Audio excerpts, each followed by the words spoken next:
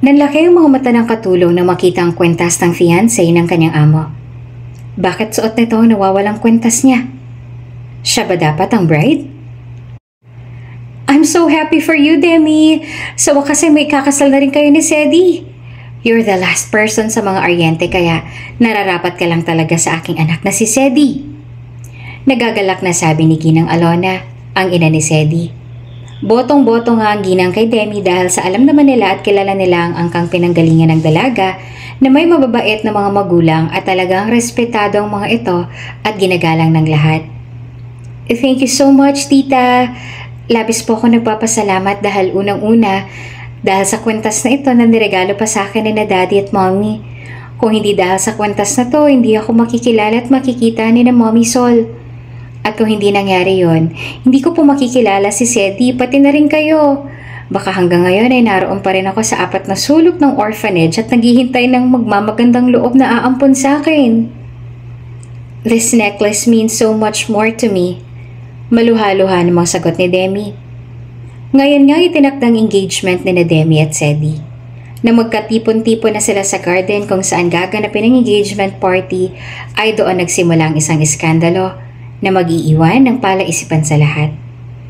Habang namimigay ng glass of wine si Georgia, isang katulong sa mansyon sa mga dumalong bisita, ay biglang namilog ang kanyang mga mata nang pumirme ang kanyang paningin sa kwentas na nakasabit sa leeg ni Demi. Kwentas ko yan. Paano napunta kay Miss Demi ang kwentas ko? Sa akin yun at kailangan ko mabawi yun.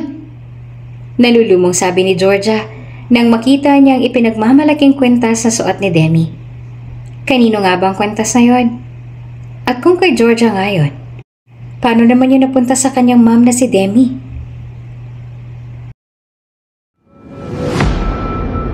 Kung bago ka pa lang sa channel na ito, Ate Jane TV, huwag kalimutang pindutin ang notification bell and subscribe button. Sana po hindi naman malaking abala sa inyo ang pagpindot ng subscribe button dahil ang kapalit po nito ay ang pagsuporta para makapag-produce ng mga libreng stories sa mga channels ni Ate Jane. Maraming salamat!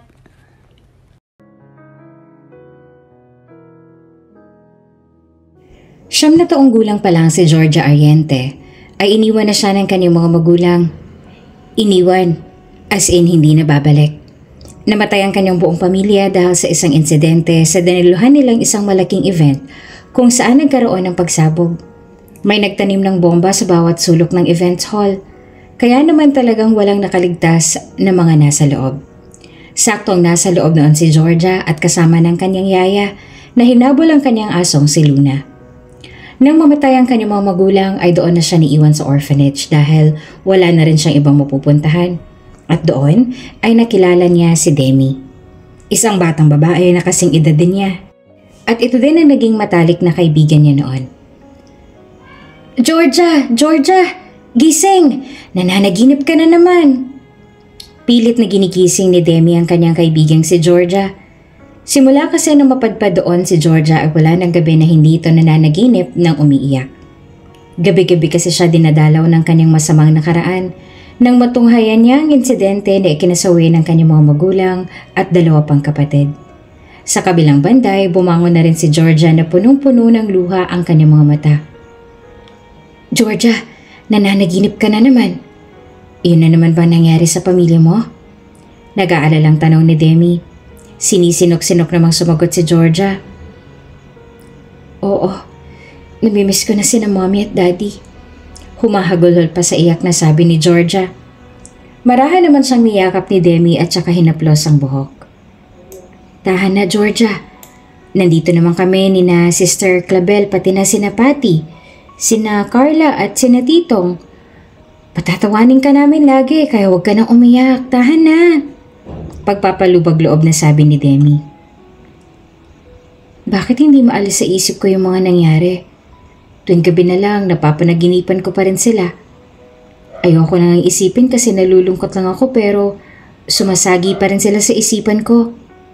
Sagot naman ni Georgia. Sa sandaling yon ay unti-unti na rin siyang kumakalma. Doon nga siya humiga sa hita ng kaibigang si Demi katulad ng laging ginagawa sa kanya ni Demi sa tuwing mananaginip ito. Matulog ka na, huwag ka na mag-isip na mag-isip. Magdasal na lang tayo na sana nga sa susunod na gabi ay makakatulog ka ng mahimbing. Tulog ka na, Georgia. Andito lang ako. Hindi kita iiwan. Hanggang sa makatulog na nga ng tuluyan si Georgia. Mag-iisang taon na rin si Georgia sa bahay ampunan na iyon. Naon na doon si Demi ng ilang taon at matagal na rin doon ang bata na hanggang ngayon ay wala pa rin umaampon sa kanya. Isang araw ay may isang grupo ng mga kabataang estudyante ang bumisita sa orphanage na yon. Naroon sila para sa kanilang community service at naisipan nila na doon magpakain at magpalaro sa mga bata sa ampunan. Dahil maganda ang boses ni Georgia ay tuwang-tuwa sa kanyang mga bisita.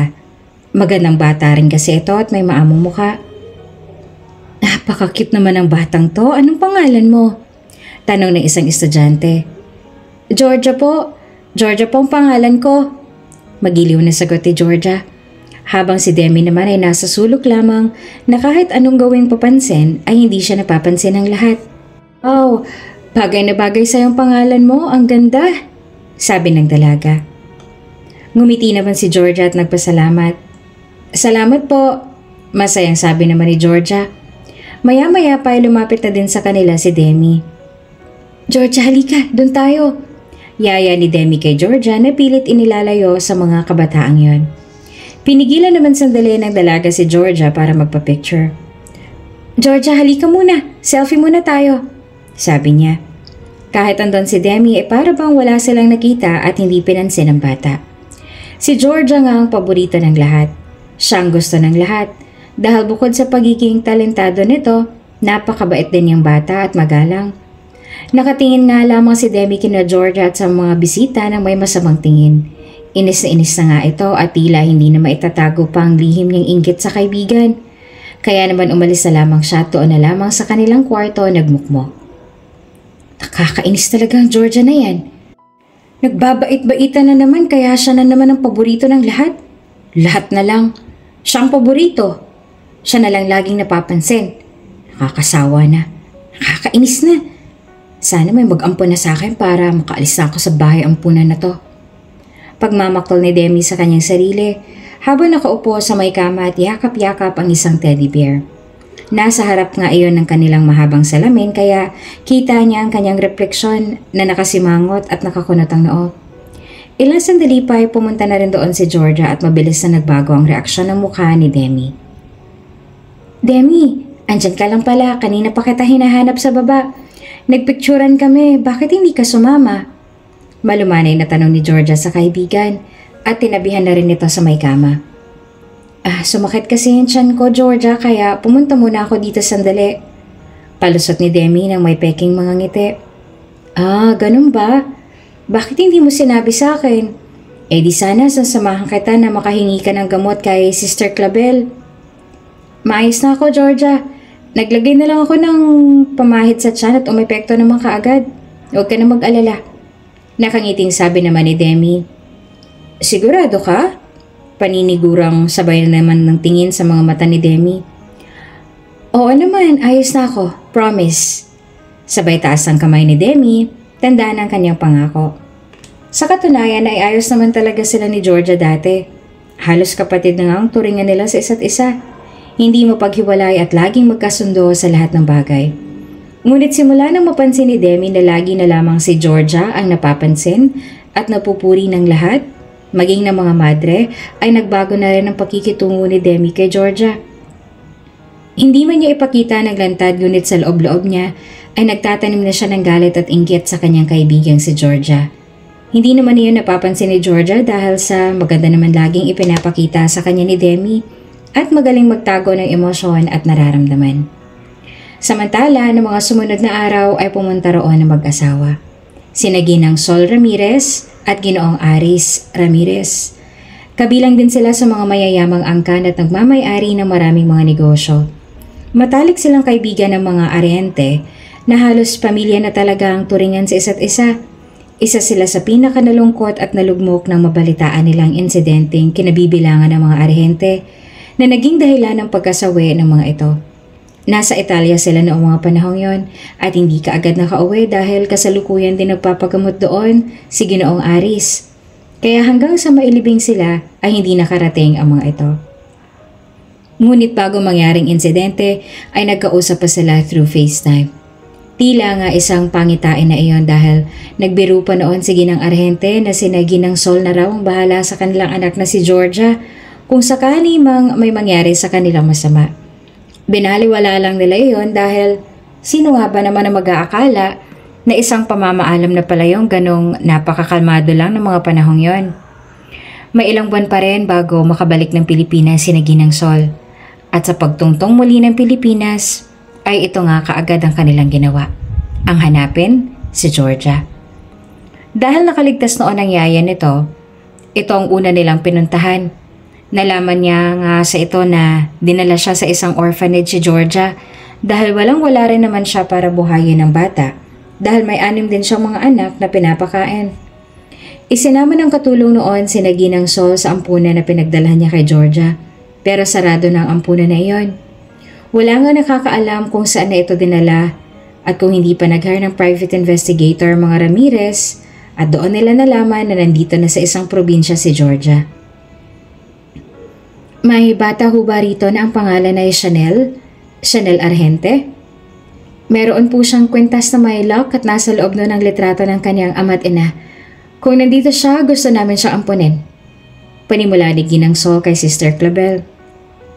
Ang tinutukoy nga niya ay si Georgia dahil ang tunay nitong pangalan ay Chanel Georgia.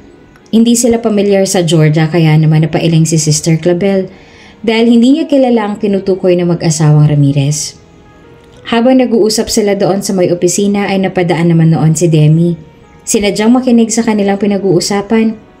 Alam din ni Demi na ang tinutukoy ni Ginang Sol ay ang kwintas si Georgia kaya naman naisipan ni Demi na kuhanin nang walang paalam sa cabinet ni Georgia ang tinutukoy na kwintas at saka muling bumalik sa opisina. Walang kamalay-malay si Georgia na nakuha na iyon ni Demi dahil kasalukuyang abala ito sa pagkikipaglaro sa ibang bata sa labas. Naisip ni Demi na pumasok sa opisina at nagkunwaring hihingi ng gamot sa tiyan kay Sister Clabel. Sister Clabel, sumasakit po ulit ang tiyan ko. Maaari po ba akong humingi ng gamot? Bungad ang tanong ni Demi tsaka napatingin kay Ginang Sol. Ay, sorry po, may bisita po pala kayo. Kay Sister Zoila na lang po ako. Sandali. Natigilan naman si Ginang Sol na mapatingin ito sa suot-suot ni Demi na kwintas. Hindi kasi ito sinusuot ni Georgia kaya naman hindi familiar dito sina Mother Superior. Bakit po? Maang-maangan na tanong ni Demi kay Ginang Sol. Sandaling lumapit sa kanyang ginang tsaka hinawakan ng kwintas. Matalim siya nakatingin doon at nakakunot ang noo sa pag-iisip. Sister Clabel, itong tinutukoy kong kwintas. Ikaw si Chanel. Tanong ni Ginang Sol kay Demi. Maluha-luha nitong tinitigan ng bata. Dahil nga suot ni Demi ang kwintas ay sigurado na ang ginang na ito na nga ang matagal na nilang hinahanap na nag-iisang nakaligtas na anak ng mga Arhente. Humiling naman si Ginang Sol kay Sister Clabel na kung pwede ay makausap niya ng solo ang bata at kaagad naman siyang pinayagan ito. Doon sila nagtungo sa my garden at doon kinausap ng ginang si Demi. Chanel, nagpapasalamat ako sa Diyos at ligtas ka. Naluluhang sabi ng ginang sabay yakap sa bata. Sino po kayo? Bakit niyo po ako kilala? Usisa naman ni Demi. Ako si Mrs. Sol at ito naman ang aking asawa si Mr. Aris. Malalapit kaming kaibigan ng mga magulang mo. Gusto ka sana namin isama at kupkupin katulad ng ipinangako namin sa iyong mga magulang. Lumundag naman ang puso ni Demi nang marinig nito na aampunin na siya kaya naman mas ginalingan niya ang pagpapanggap. Sa katunayan po ay gabi-gabi ko rin po napapanaginipan ang nangyaring insidente noon na ikinamatay niya na mom. Hindi ko pa rin po nakakalimutan at labis po akong nalulungkot sa lugar na to. Gabi-gabi ko rin pong ipinagdarasal na may umampo na sa akin dahil gusto ko na rin pong maging normal ang buhay ko sa labas ng kumbento na to. At saka alam ko rin po na itong gustong mangyari ni na mommy at daddy kaya bakit pa po ako tatanggi? At saka, mukha naman po kayo mabait, kaya sige po, pumapayag na po ako na kupkupin ninyo. Kunin niyo na po ako at huwag nang ibabalik pa sa lugar na to. Pagpapaawa pa ni Demi. Awang-awa naman si Ginang Sol sa ikinwentong iyon ng batang si Demi. Paniwalang paniwala siya sa mga pinagsasasabi ng bata kaya naman wala nang pinalampas pang panahon na mag-asawang Ramirez para kunin na ang bata doon. Naasikaso na nila lahat ng mga papeles na kailangan para maging legal na ang pagkukup nila kay Demi. Nang maiayos na ang lahat at nang maisakay na ang mga gamit ni Demi ay muli siyang bumalik kay Georgia sa kwarto upang magpaalam bago ito umalis. Demi, sobrang saya ko para sa'yo. Sa wakas ay nakatagpo ka na rin ng isang pamilya na makakasama mo at magmamahal sa'yo. Ito yung gabi-gabi kong dinadasal kay Lord. Salamat naman at natupad na. Sobrang saya ko para sa'yo. Pero medyo malulungkot nga lang ako kasi mamimiss kita. Maluhaluhang sabi ni Georgia sa kanyang kaibigan, sabay yakap dito. Peke namang umiti si Demi. Salamat Georgia. Huwag kang mag-alala. Pasasaan pa't makakatagpo ka rin na hindi naman perpekto o mayamang pamilya ay tanggap naman ikaw at magmamahal sa'yo ng tunay. Sinwerte lang ako at ako ang nagustuhan ng mga Ramirez dahil maganda raw ako at mukhang mabait. Kaya gagawin ko ang lahat para mahalin nila ako. Sila ng pamilya ko ngayon at sabik na ako makapag-aral sa malalaking eskwelahan na maraming mayayamang bata na katulad ko. Sabi ni Demi na tila nang iinggit pa. Nakangiti lang naman sa kanya ito habang nagkukwento. Bakit ganyan lang reaksyon mo, Georgia? Hindi ka ba naiinggit sa akin dahil sa wakas ay makakalaya na rin ako sa parang kulungan na to na walang tayong kalayaan na gawin ang mga gusto nating gawin? Hindi ka ba naiinggit dahil sa wakas ay may nag-ampon na sa akin tapos mayaman pa? Hindi ka ba naiinggit, ha, Georgia? Kunot na ang tanong ni Demi. Sa halip na magpakita ng kalungkutan si Georgia ay ipinakita na lang niya ang kanyang tunay na nararamdaman. At iyon ay ang pagiging masaya talaga para kay Demi. Naiinggit? Hindi. Bakit naman ako maiinggit? Dapat ko bang kainggitan ng kaibigan ko na labis ang kagalakan ngayon dahil natupad niya ang kanyang mga pinagdarasal? Dapat ba akong mainggit kung alam kong magiging maganda ng kinabukasan ng taong mahal ko at mahalaga sa akin? Hindi, Demi. Maniwala ka man na sa hindi, ay hindi ako naiinggit sa'yo. Dahil naniniwala ako na may nakalaan talaga ng magandang plano ang Panginoon sa bawat isa sa atin. Hindi ko man oras ngayon, darating din ang panahon na tutuparin din ng Panginoon ang iba ko pang mga dasal. Pero sa ngayon, ang tinupad muna niya sa mga dasal ko ay iyon ang maging maligaya ka na at makahanap ka na ng magiging pamilya mo. At isa pa, mabait naman sina Sister Clavel. Hindi naman nila kami pababayaan. Kaya masaya ako para sa'yo. At sana hindi mo ako makalimutan bilang kaibigan mo. Kapag nakalabas rin ako dito, promise, hahanapin kita para mapagpatuloy na muli natin ang ating pagkakaibigan. Basta huwag mo akong kakalimutan, ha? Demi? Sinserong sagot naman ni Georgia. Tila hindi naman natuwa si Demi sa sagot ni Georgia. Naiinis na sa huling pagkakataon nila na magkausap ni Georgia ay kabutihan pa rin ang ipinapakita nito sa kanya. Hindi man lang nainis o nagalit si Georgia, kaya lalo siyang nagtanim ng galit sa kaibigan. Sa kabilang banda ay ngumiti na lamang si Demi tsaka tumalikod na sa kaibigan at umalis na. Tago-tago pa rin ni Demi ang kwentas na magsisilbing alas niya kung bakit siya ang kasama ngayon ng mga Ramirez. Habang nasa sasakyan naman ay tahimik lang si Demi. Chanel, bakit parang tahimik mo? Kinakabahan ka ba? Malumanay na tanaw ni Ginang Sol kay Demi. Umiling naman ito at saka tumingin sa Ginang. Hindi po, Ginang Sol. Sagot niya. Chanel, from now on, you can call me mommy. Dahil ako na ang mommy mo ngayon. Okay lang ba yan sa'yo? Tanong naman ni Ginang Sol. Lumuwag naman ang mga ngiti sa mga labi ni Demi. Opo, gustong-gusto ko po yun. Matagal ko na pong gusto magkaroon ng mommy at saka ng daddy. At saka nga pala po, maaari rin po ba akong humiling? Napakunot naman ang noon ni Ginang Sol. Oo naman, ano ba yun? Pwede po bang Demi na lang itawag niyo sa akin? Nasanay na po kasi ako na Demi ang tawag nila sa akin eh. Mas gusto ko rin po ang pangalan na yon. Pwede po ba, Mommy? Nangungusap ang mga matang hiling ni Demi. Demi? Okay. Wala namang problema. O sige. From now on, Demi na lang ang tawag namin sa'yo. Okay ba yon? Opo, Mommy. Salamat po. Sa labis na tuwa ay niyakap nga ni Demi ng mahigpit si Ginang Sol at damang-daman niya talaga ngayon ang pagiging isang tunay na Ramirez. Samantala, sa bahay ampunan naman ay tila nalulungkot pa rin si Georgia dahil namimiss niya ang kaibigang si Demi. Balak sana niyang isuot ang kwentas ngunit nang hanapin niya yon sa kanyang damitan ay wala nang pagkakitaan. Ipinagtanong-tanong na rin niya ito sa ibang bata na kasama niya sa silid ngunit pare-pareho lamang ang sinasagot nila. Hindi nila nakita ang kwentas.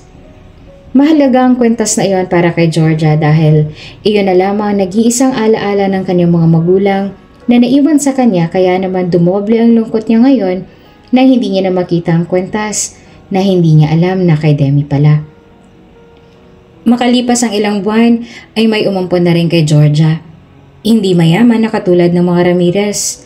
Ngunit may stable na trabaho naman at source of income kaya pinayagan at nakapasa sila na ampunin ng batang si Georgia. Ang nakaampon kay Georgia ay ang mag-asawang Priscilla at Marco na 10 taon ang kasal pero hindi pa nabibiyayaan ng anak kaya naman naisipan na lang nila na mag-ampon. Georgia, pasensya ka na at hindi ka lakihan ng bahay namin na magiging bahay mo na rin ha? Pero huwag ka mag-alala dahil sisiguraduhin namin ng tatay Marco mo na itong munting tahanang to ang magiging comfort zone at place mo. Siyempre, with matching pagmamahal naman ng tatay mo, Marco, okay? Gusto mo ba yon? Magiliw na tanong ni Ginang Priscilla kay Georgia. Masaya namang sumagot ang bata. Oo naman po, wala pong problema sa akin. At saka hindi naman po maliit itong bahay eh. Ang laki-laki na po nito oh. At saka hindi naman po importante kung maliit o malaki ang bahay. Ang importante po ay laging nagmamahalan at nagkakaunawaan ng mga taong nakatira rito. Sabi ni Georgia. Nagkatinginan naman sina Marco at Priscilla at naisip na tila napakaswerte nila kay Georgia dahil bata pa lamang ay malawak ng pangunawa nito at nauunawaan ng mga bagay-bagay. Lumapit naman si Marco kay Georgia. Tama yan anak. At kapag marunong makontento ang isang bata, ay lalo pa siyang pinagpapala ng Panginoon. Nakangiting sabi naman ni Marco sabay niyakap siya ng bata. Maaaring nagkapalit nga ng buhay ang magkaibigang Demi at Georgia, pero kailanman ay hindi matutulog ang katotohanan. Lalabas ito sa tamang panahon at pagkakataon at sa hindi inaasahang pangyayari. Hindi naman masasabing kawawa ngayon si Georgia dahil hindi mayaman ang nakaampon sa kanya dahil tunay na mahal siya ng mga ito at sobrang bait sa kanya. Nang magdalaga na sila ay doon na unti-unting nagbago ang kanilang mga buhay. Dinapuan ng isang malubhang sakit ang tatay Marco ni Georgia kaya naman napilitan siyang huminto sa kolehiyo. Nasa 2 taon na sana siya ng kolehiyo ngunit kinailangan niya munang huminto para may makatulong ang kanyang nanay Priscilla sa paghahanap buhay. Humina rin kasi ang resistensya ng ginang at napilitang maghanap ng ibang trabaho. Hindi na rin kaya ng kanyang sinusweldo ang pagpapadialysis sa kanyang asawang si Marco kaya naman si Georgia na ang naging katuwang niya sa mga gastusin at paghahanap buhay. Nay, kinausap ako ni Ate Lita kanina. Gusto niya akong ipasok na kasambahay doon sa pinagtatrabahuhan ng pamangkin niya. Mayaman daw at mabait ang amo tsaka maganda magpasahod. Ano Nay, tatanggapin ko ba? Sayang din kasi Nay. Wala pa rin nakatiting ang sinusweldo ko sa sideline ko bilang bookkeeper. Dumadami ang trabaho pero ganun pa rin ang sahod tapos wala pang benefits man lang. Kaya sa tingin ko ay wala namang masama sa pagkakatulong. Kinausap nga ni Georgia ang kanyang ina na si Ginang Priscilla tungkol sa bagong trabaho na inaalok sa kanya ni Aling Lita. Saan ba raw yan anak? Baka naman kung ano pang sabihin sa atin ng mga kapitbahay na kesyo nakatungtong ka ng kolehiyo. Tapos ngayon babagsak ka lang sa pagkakatulong? Nay, sa sitwasyon po natin ngayon, hindi na dapat ganyan ang iniisip natin. Mas kailangan po ni tatay ngayon ng panggamot at pampadialysis kesa sa pride at sasabihin ng ibang tao. Mas mahalaga po si tatay ngayon, Nay, kesa sa kanila. At saka, Wala naman po akong pakialam kung yun ang sasabihin nila sa akin dahil ang mahalaga po ngayon ay makahanap ako ng mas malaking pagkakakitaan para kay tatay. Kaya Nay, huwag niyo na pong isipin yan. Kayo pong mahalaga sa akin. Pero sa ngayon, ang pagtutuunan po muna natin ng atensyon ay kung anong mas dapat. Hayaan niyo po. Kapag naging maayos ang lahat, babalik ako sa pag-aaral, Nay. Hindi naman po nawala sa isip ko yung pag-aaral ko eh. At yung pangarap ko na umakyat tayo sa entablado at tumanggap ng diploma ko na may kasamang medalya dahil magsusumma cum laude pa po ako. Di ba, Nay? Iyon ang pangarap ko sa inyo ni tatay. At alam kong ang Panginoon ang gagawa ng paraan para matupad yon. Mahal na mahal ko kayong dalawa at buong buhay nyo ay nilaan nyo lang sa akin. Kaya nararapat lang na akong umalalay sa inyo sa ganitong pagsubok hanggang sa pagtanda ninyo. Pero anak, di ba't sabi namin na hindi mo naman kami responsibilidad? Nay, sa katulad kong hindi lamang utang na loob ang tinatanaw sa inyo, pagmamahal po ang tawag doon at hindi obligasyon. Ito ang gusto kong gawin. Hindi lamang dahil sa itong nararapat kundi ito ang sinabi ng Panginoon na mahalin mo ang iyong ama't ina kaya hanggat malakas ako, Nay, hanggat kaya ko, o kahit hindi ko na kaya, magsusumika pa rin ako para maibigay sa inyo ang tamang alaga at mas maganda at maalwang buhay. Ganon ko po kayo kamahal. At maraming salamat din po sa pagmamahal niya sa akin. Sa mga puntong yon ay tuluyan nang tumulo ang mga luha ni Georgia, maging si Ginang Priscilla. Hindi nila lubos maisip na may gininto ang puso ang batang kanilang kinupkop at inalagaan.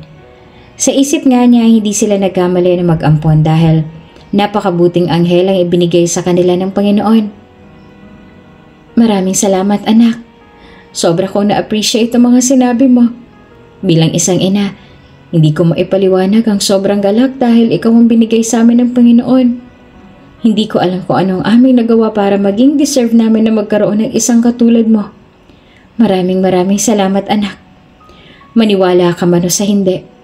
Hindi ito ang buhay na pinangarap namin ng tatay Marco mo para sa iyo. Hayaan mo at makakabawi rin kami, anak. Maging malakas ng muli ang tatay mo ay hindi mo na kailangan pang magtrabaho para sa amin at mag-isip kung saan pa kukuha ng perang panggastos dito sa bahay. Responsibilidad namin yan. Kaya maraming salamat, anak, ha? Ayoko man napayagan ka riyan sa inaalok sa yung trabaho ni Aling Lita. Ay wala akong magagawa kung nakapag-desisyon ka na. Basta, iingatan mo lagi ang sarili mo, anak. Alam kong stay in iyon. Kaya huwag masyadong magpapakabagod at huwag magpapagutom. Salamat, anak, sa sakripisyo mo. Sabi ni Ginang Sol sabay tulo ng kanyang mga luha. Niyakap na lamang siya ni Georgia ng mahigpit at hinalikan sa noo ang kanyang ina. Likas nga na mabuting tao itong si Georgia na namanan niya yata talaga sa kanyang tunay na mga magulang, ang mga aryente. Kaya naman napakaswerte ng mga taong nakakasama at nakakasalamuha ngayon ni Georgia dahil doon na ibabahagi niya ang kanyang angking kabutihan. Samantala si Demi naman ay second year college na rin at nakatakda ng ikasal kay Sedi, ang nag-iisang tagapagmana ng mga Bernardos. Demi, may date ba kayo ngayon ni Sedi? Bungad na tanong naman sa kanya ng kanyang inang si Ginang Sol. Yes, Mommy. Actually, he's waiting na sa labas. Excited na siyang makita ako. Masayang sabi naman ni Demi. Ngayon ay halos buhay prinsesa na si Demi sa lahat ng anumang gustuhin niya ay nakukuha niya na sa isang pitik lang. Lumaking spoiled brat at ma-attitude. Mabait siya sa harap ng kanyang mga magulang pero nakapag nakatalikod na ay leader pa ng mga bully sa kanilang school. Napag-usapan na rin ng mga Ramirez at mga Bernardos na kapag nakapagtapos na ang dalawa ng pag-aaral ay doon na sila itatali sa isa't isa at ipapakasal dahil si Demi na lang daw ang natitira sa mga arhente kaya nararapat lang daw na muli ng pagsibuli ng bagong henerasyon ng lahi nito. Talaga, anak? Nako, talagang bagay na bagay kayong dalawa. Akala ko pa naman ay suplado yang si Sedi. Mabait naman pala. Sagot naman ni Ginang Sol. No, Mom. He is so kind and sweet and I feel it na mahal niya ako. I can't wait na makasal na kami. Maarting sagot naman ni Demi. Ginitian na lamang siya ng ginang at beneso-beso na dahil baka hinihintay na siya ng kanyang nobyo. O siya, sige na mommy, mauna na kami ha, I love you. Aalis na sana si Demi nang may mapansin si Ginang Sol. Anak, parang hindi mo yata sinusuot yung kwentas mo. Takang tanong naman ng ginang. Napakurap-kurap naman si Demi. Nandito po sa loob ng bag ko. Hindi po kasi bagay sa outfit ko pero lagi ko naman pong dala. Sige na mommy, for sure, iinip na sa labas si Sedi. I'll go ahead. At tuluyan na rin umalis si Demi. Sa pagtalikod niya nito ay inikot niya na ang kanyang mga mata.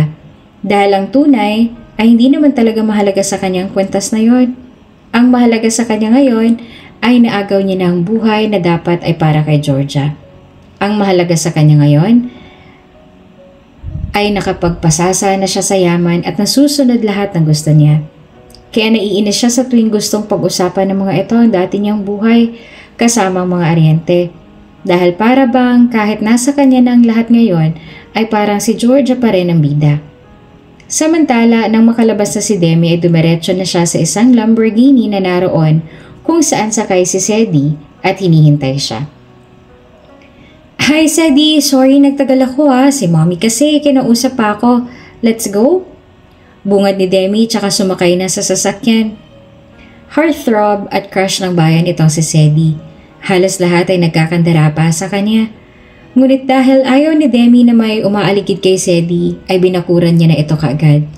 Ang totoo ay ayaw naman talaga sa kanya ni Sedi. Naiipit lang siya sa tradisyon ng kanilang pamilya na magpakasal para lamang sa pagsasanib-puwersa ng kanilang kumpanya. Pero noon pa man ay ayaw niya talaga sa ugali ni Demi. Nakakarating ang masamang ugali nito sa kanya base sa mga usap-usapan ng ibang mga estudyante sa kanilang campus. Okay, matipid na sagot ni Sedi. Niwala man lang siyang ni hi o hello ni good morning sa dalaga. Ni hindi na nga niya ito pinagbuksan ng pinto dahil pagdating kay Demi ay cold talaga siya. Pinaparamdam niya talaga na ayaw niya sa dalaga.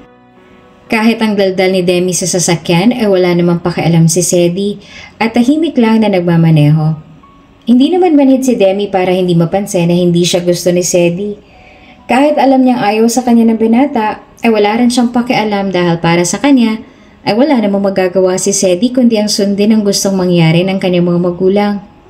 Kaya naman hawak pa rin niya ito sa leeg sa ayaw man na sa gusto ni Sedi. We're here, bumaba ka na.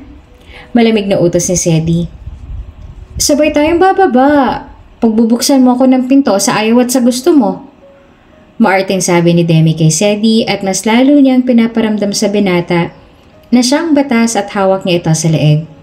Na konting maling gawin niya lang o trato sa babae ay isusumbong niya sa kanyang mga magulang. Ganito nga ang klase ng laro ni Demi. Hindi siya titigil hanggat hindi nakukuha ang mga gusto niya. Naglabas naman ng isang mabigat na hangin si Sedi. You're always like that. You're always blackmailing me. But that's okay. Kahit paulit-ulitin mo man tong gawin, I will make sure that you cannot change the fact na hindi kita kailanman magugustuhan.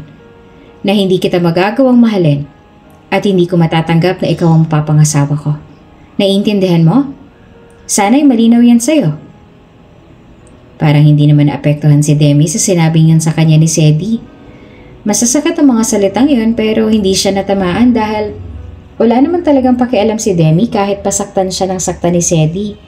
Dahil kahit ano man ang gawin ng lalaki, bandang huli, ay si Demi pa rin ang kakampihan nila dahil magaling itong magpaawa. Magaling magpa-victim at magaling mambaliktad ang sitwasyon. I don't care. Say whatever you wanna say. You cannot change the fact na ako ang nakatadhana sa'yo.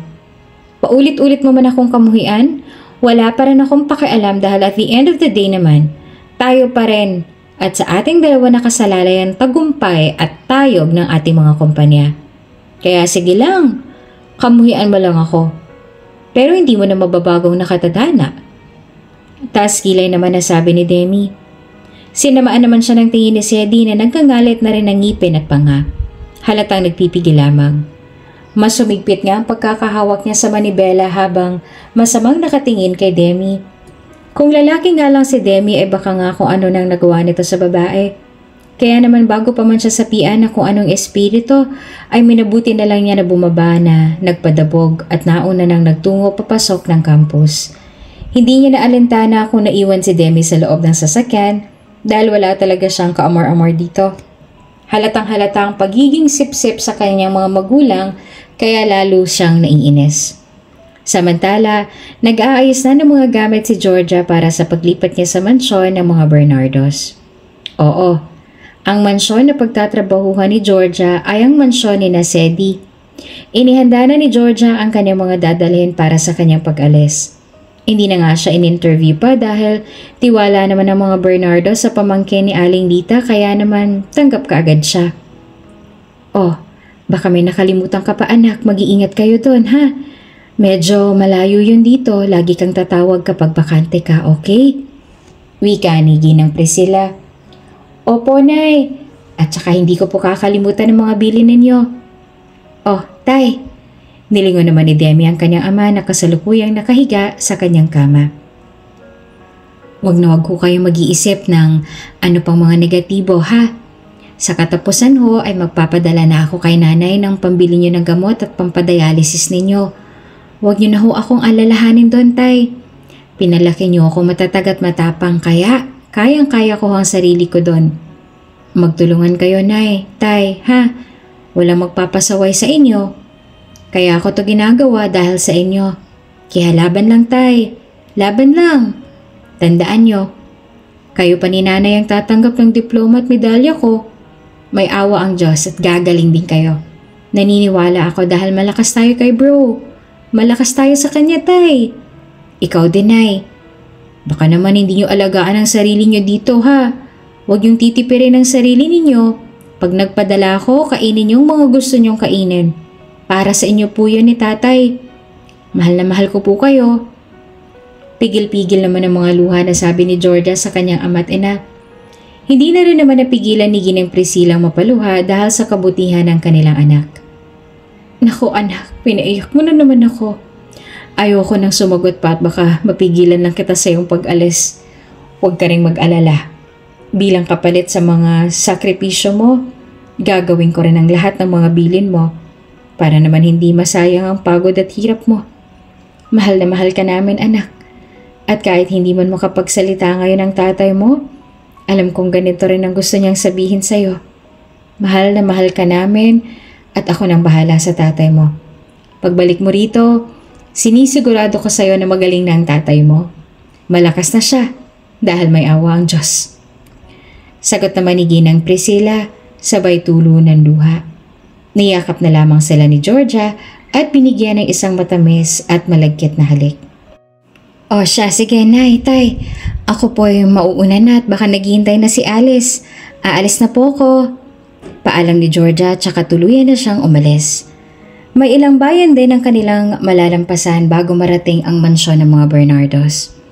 Habang nasa biyahe ay baon-baon naman ni Georgia ang mga bilin ng kanyang mga magulang. Kailangan niya magsakripisyo para sa mga ito. Hindi naman ito mahirap sa kanya dahil wala naman siyang hindi kakayanin para sa kanyang mga magulang. Isa siyang mabuting anak sa mga ito. Lalong-lalo na siguro kung malaman ng mga ito na isa siyang aryente, ang pinakamayamang angkan sa lugar na kanilang pupuntahan. Ilang oras din ang kanilang biyahe nang makarating na sila sa mansyon ng mga Bernardos. Georgia, dito muna tayo maghintay ha. Akin na yung mga gamit mo at dito ko muna ilalagay sa may pasimano. Hintayin muna natin si Madam. Teka, nauuhaw ka ba? Saglit at ikukuha lang kita ng maiinom. Sabi ni Alice nang makarating na sila ng matiwasay sa mansyon. Dahil wala pang kanilang mga amo ay minabuti na muna nilang doon muna maghintay sa may sala. Sobrang laki ng bahay na yon at talaga namang nakakalulang pagmasdan ang kabuuan nito. Habang kumukuha ng tubig si Alice ay naiwan munang mag-isa doon sa sala si Georgia. Habang minamasdan niya ang buong bahay ay hindi niya maiwasang maalala ang kanyang nakaraan. Minsan na rin kasi siyang tumira sa ganitong klaseng bahay. Sa pagtingin niya sa may bandang center table ay biglang nakita niya sa kanyang mga alaala ang kanyang kapatid na sina George at Georgette na naglalaro ng chess. Ito ngang libangan nila noon. Siya kasi ang bunso kaya minsan ay salimpusa lamang siya. Pagtingin naman niya sa may piano ay bigla naman niyang naalala ang kanyang mommy na mahilig tumugtog noon. Nag-uumpisa nga lamang sana siya na turuan ngunit naudot lang dahil sa mga nangyaring insidente. Sa may bandang upuan naman sa kanyang tabi ay nakita naman niya ang kanyang ama na nagvi-video games. Nakasama rin sa libangan nila. Masasabi ngang almost perfect na ang kanilang pamilya kaya naman maraming naiinggit sa kanila. Hindi naman niya mapigilan hindi mapaluha dahil miss na rin niya ang mga ito. Ngunit nangyari na nangyari. Ang iniisip na lang ngayon ni Georgia ay may dahilan ng lahat kung bakit nangyari ito sa kanyang pamilya. Maya-maya pa dumating na rin doon si Alice na may dala-dala ng slice ng cake at juice. "Oh, Georgia, kain ka muna," sabi ni Alice. Napansin naman niyang nagpupunas ng luha ang dalaga. "Umiiyak ka ba?" "Oh, wag mong sabihin sa akin na nahuhumisik ka kaagad." Napangiti naman si Georgia. "Naku, hindi may naaalala lang ako. Pero okay lang ako, wag mo kong pansinin." Palusot naman ni Georgia at tumangulang naman si Alice. "O siya, kumain ka muna at nag-aayos lang si Madam sa taas. Maya-maya pa ay bababa na rin yon," sabi ni Alice. "Parang kinakabahan ako. Mabait ba talaga siya?" Nag-aalala naman na tanong ni Georgia. "Sus ko, oo naman. Kaya nga umabot na ako ng 6 na taon dito eh. Halos dito na ako nagdalaga. Hindi ba nga silang gumastos sa mga inihanda ko ng debut ko? Mas mabait talaga sila. Ang medyo suplado lang ay yung anak nila na si Senyorito Sedi. Medyo mayabang at laging nakasimangot.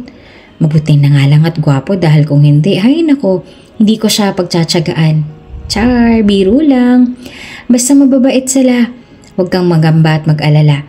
Hindi naman kita isasabak sa isang labanan kung hindi ko kilala ang ating makakaharapan, no? Basta, gawin mo lang na maayos ang trabaho ay ayos na. At huwag mo sisirain ang tiwala nila." Kwento ni Alice. Maya-maya pa'y napatingin na siya sa may hagdan kung saan kasalukuyan ng bumababa si Ginang Alona, ang mommy ni Sedi. "Oh, nariyan na pala si Madam, tayo ka na." Ngumiti silang tumalikod kay Ginang Alona. Nginitian din naman sila ng Ginang. "Hi, siya na ba si Georgia, Alice?" Nakangiting tanong ni Ginang Alona kay Alice. Tumango naman si Alice. "Opo, Madam. Georgia, pakilala ka na."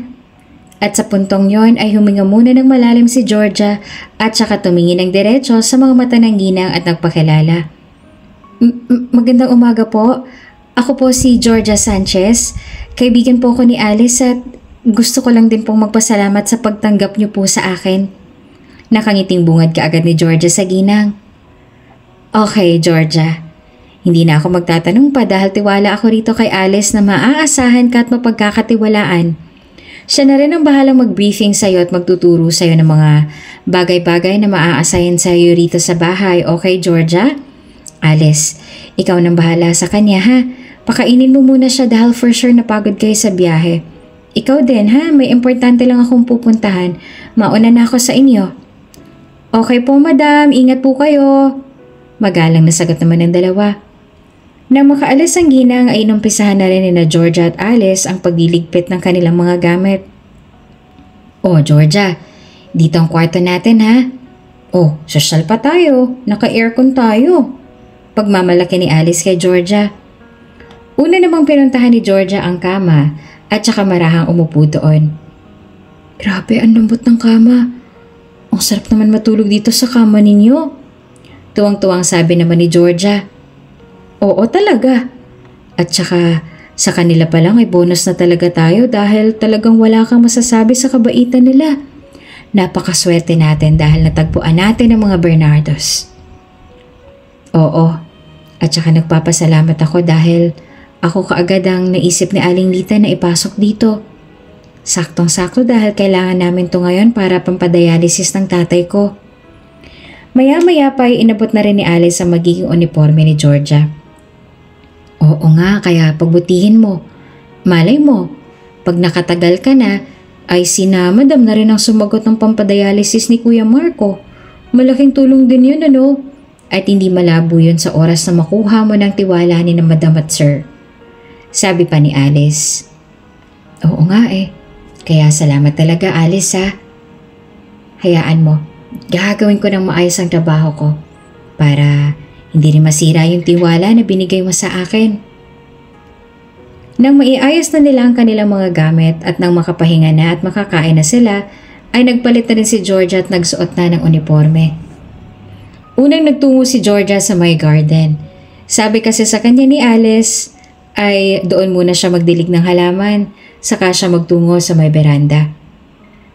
Ang dami namang halaman dito. Nakakaalis talaga ng stress at nakakagaan ng pakaramdam. May ilang klaseng halaman kaya dito ano? Siguro ang iba rito ay galing pa sa ibang bansa. Sabit ni Georgia sa kanyang sarili habang nagdidilig. Sa lawak nga ng hardin pa lang ay baka mamaya pa siya matapos rito. Napatingin pa nga sa kanya ang ibang mga bodyguard na nakatayo lang doon kay Georgia. Bukod kasi sa bagay na bagay kay Georgia ang suot-suot niyang uniforme ay tila ba parang hindi talaga siya mapagkakamalan na isang katulong dahil sa halos perpektong itsura nito at figura. Maging ang kulay na malaporselana na walang kahit na anong gasgas o sugat ay talagang hindi nababagay sa kanyang trabaho ngayon. Ilang sandali pa ay dumating na rin doon si Sedi. Bad trip talaga. Ay, paano kaya ako makakatakas sa sumpang demi na yon? Anas ni Sedi. Paglingon naman sa kanya ni Georgia sa gulat niya ay hindi niya sinasadyang matapat kay Sedi ang hose na hawak niya kaya nabasa ito. Damn! Tumingin ka naman sa dinidiligan mo. Bulyaw ni Sedi kay Georgia. Naku, pasensya na. Kasi naman po paharang-harang kayo dyan eh. Sagot naman ni Georgia sabay kagat sa pang-ibaba niyang labi. Nanliit naman ang mga mata ni Sedi. So? Kasalanan ko pa kung bakit ako nabasa, ha? Ganun ba? Taas kilay niyang tanong sa dalaga. Wala namang kaide-ideya si Georgia na ang kinakausap niya ngayon ay amo na pala niya at anak na madam. Wala naman po akong sinasabi na kasalanan ninyo at saka umingi naman na po ako ng pasensya kaya sa uulitin po. Kung alam niyo pong may nagdidilig dito ay huwag kayong manggugulat. Sabi pa ni Georgia. Namewang naman si Sedi. Dahil nakaputing t-shirt ito tapos manipis pa ay bakat na ang kanyang abs kaya napatingin naman doon si Georgia. Sandali siyang tinitigan ni Sedi tsaka nagtanong. Bago ka rito, no? Taas kilay niyang tanong na namumungay pa ang mga mata. Oo, bago lang ako rito. Sa katunayan ay unang araw ko pa lang. Ikaw, sino ka ba? At bakit ka ba basta-basta pumasok dito? Napalingon naman si Georgia sa mga bodyguards na kasalukuyan namang nakatingin lamang sa kanila. Biglang napakunot ang kanyang noo. Bakit kaya wala silang ginagawa? Kung masamang tao tong nasa harapan ko. Bakit nakatayo lang sila at nakatanga lang sa amin? Naku, hindi kaya. Sabit ni Georgia sa kanyang isip at nang biglang may papagtanto ay muli siyang bumaling ng tingin kay Sedi. Nakatitig pa rin sa kanyang lalaki at naghihintay lamang na ma-realize ni Georgia kung sinong sinusungitan niya ngayon. Oh, anong tinitingin-tingin mo? Bakit bigla ka natahimik? Tanong ni Sedi sabay ngisi. Maya-maya pa ay nagtungo na rin doon si Alice dahil kanina pa niyang hinihintay si Georgia na pumasok doon sa loob. Naku patay!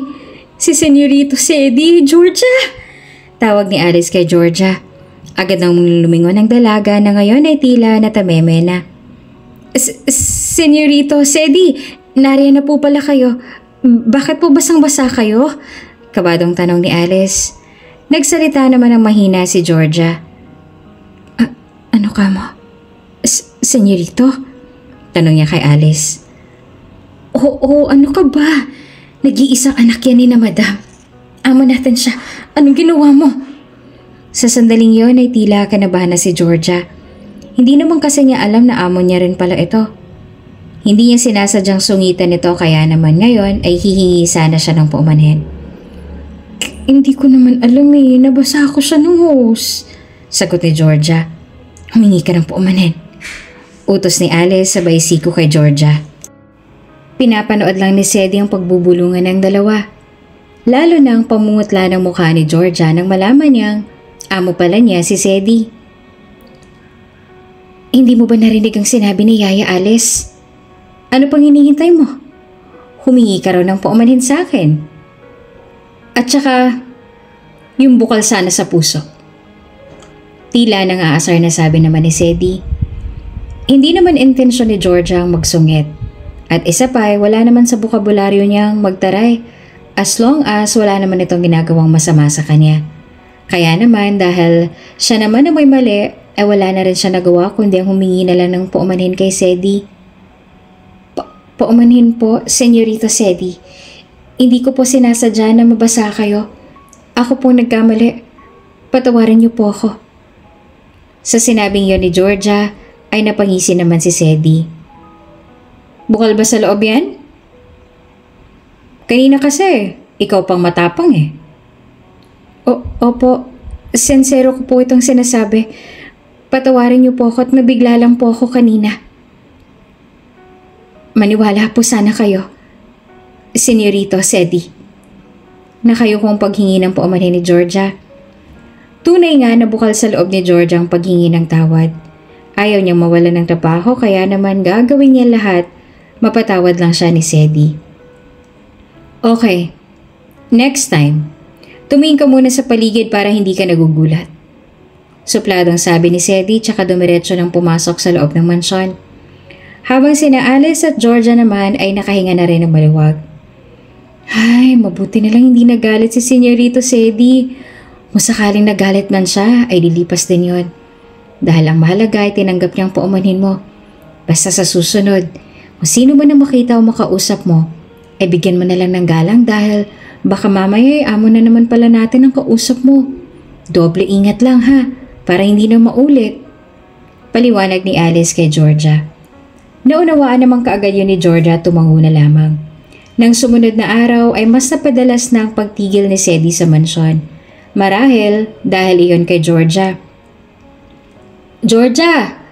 Utos ni Senyorito Sedi na ikaw daw ang magdala nitong pagkain niya sa itaas. Sabi ni Alice kay Georgia. Ako? Bakit ako? Nauutal na tanong naman ni Georgia. Malay ko ba? Ikaw daw ang trip niya ngayon eh. Ganyan naman talaga si Senyorito kapag may bago. Ay, yan lagi ang gusto niyang utusan. Kaya sige na, kunin mo na to at baka magalit na naman sa'yo. Natural lang naman na sumunod siya sa bawat utos nito dahil katulong siya doon. Ngunit iba kasi ang pakiramdam niya rito kay Sedi. Okay, sige akin na. Tataas na ako. Kinuha na rin ni Georgia ang tray kung saan nakalagay ang pagkain ng kanilang Senyorito Sedi. Hindi kasi ito nakapasok ngayon sa kanyang klase dahil masama raw ang pakiramdam nito.